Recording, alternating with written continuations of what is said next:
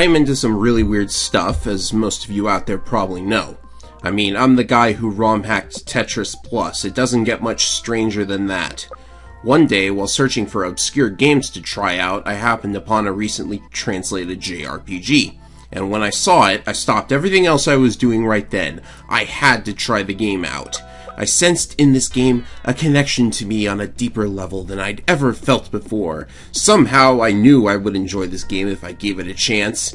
And I started playing, and I was certainly enjoying it, discovering cool stuff in it. Then things started to get annoying and frustrated. I sighed. It wasn't doing it for me. The game is Dream Maze, the Kigurumi adventure. Kigurumi is a Japanese term for an animal costume, usually pajamas of some kind. I have no idea why the translation didn't just call them costumes, it works just fine. Anyways, this game is a wizardry-style maze crawler, and your character fights while dressed up in animal costumes that give him superpowers, and he fights plush animals and takes their skin to make new costumes. Now, I know what we're all thinking. A furry dungeon crawler who could possibly make something like that with a straight face.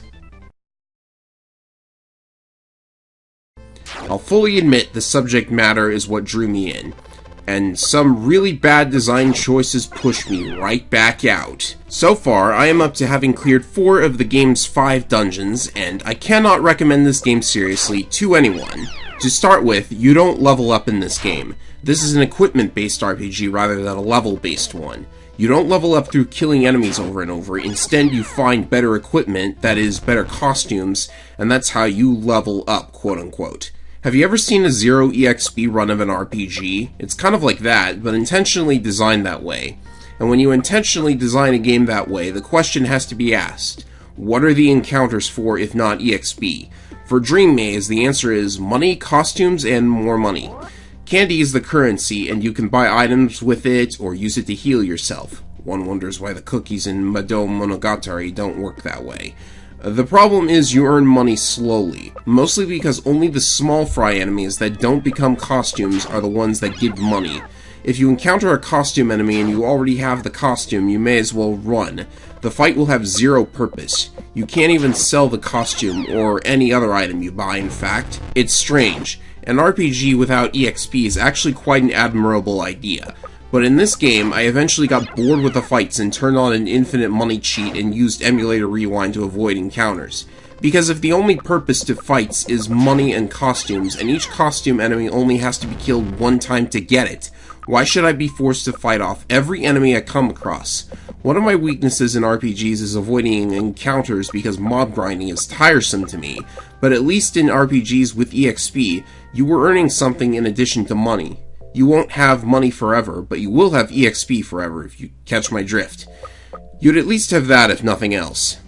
So let's talk about the battles themselves. This game does put forward an interesting concept in that the enemies exist on a small grid and can take up multiple squares in the grid.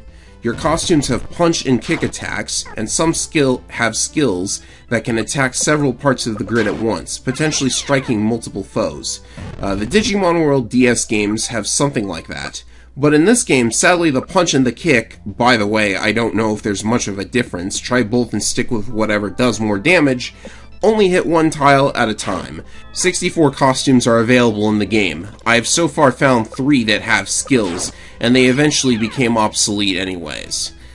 Skills even cost HP to use because, I don't know, is an MP bar too much to ask for these days? Another fundamental problem is that it seems the enemy can only attack with 1 of its units per turn.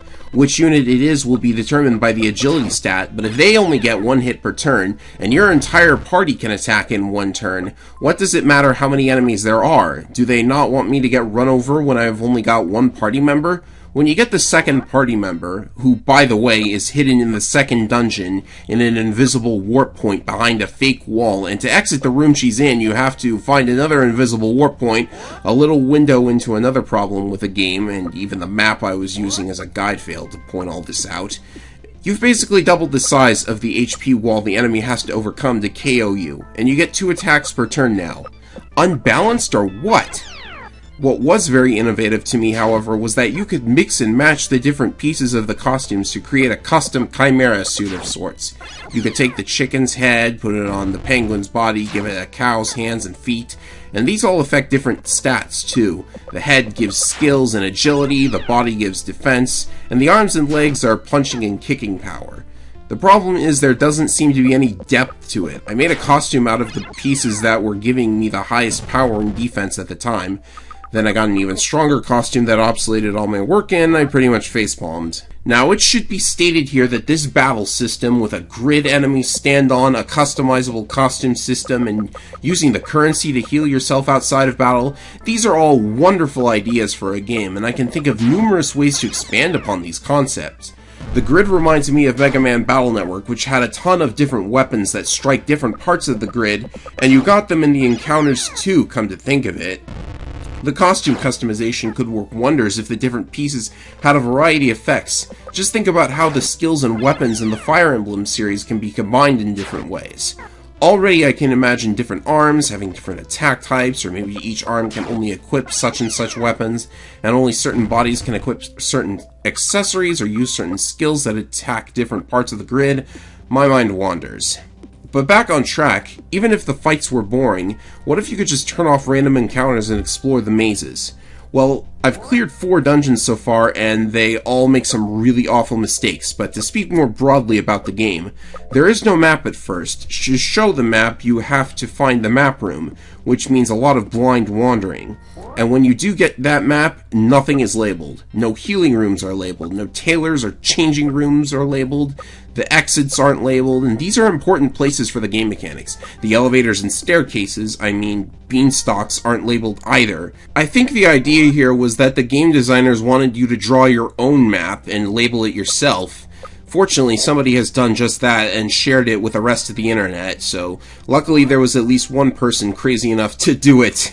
But there are still problems here. NPCs and chests are never visible unless you're on their exact tile, which means you have to explore every tile to find everything you're supposed to. The second dungeon had fake walls with no clue that they're even there, Zelda 1 second quest style. All of the walls look the same and it only gets worse from there. There are also invisible warp points that you often need to traverse to get to where you're going. In the first dungeon, they conveniently put a warp point back to the start of the floor in the room opposite the boss. But I hope you know where the boss is and don't accidentally pick the warp room on your first try there. Why wasn't it behind the boss? I don't know, but look. When I produced my own dungeon crawler several months ago, I was at least kind enough to label the save rooms and the chests, and the player had the full map from the get-go. I didn't want anyone to be as lost as I was in this game. Speaking of saving, you can save anywhere, which you'd think would be a good thing, but when you die, you go back to your last save. Why does this matter? Picture this. You're down to low health, you're out of items, and it's a long way back to a healing room. If you've saved here, what are you going to do now? Every encounter kills you. Are you going to save every step and hope an encounter doesn't come up at all? Yeah, you see the problem now? If you got booted to the start of the dungeon, sure you'd have to retrace your steps, but you could fix up your equipment and hopefully buy more supplies. Then again, maybe that's why you can randomly run into a shopkeeper anywhere, which is a good thing I should point out. Oh, and in case anyone's wondering about the plot, the entire game is framed as a dream a kid is having. Captured princesses, save them by getting costumes, defeat evil bad guy. If you die, you just wake up. Try again tomorrow night. I get the feeling they just wanted an excuse to make a fun little adventure, so this isn't really a point worth complaining about.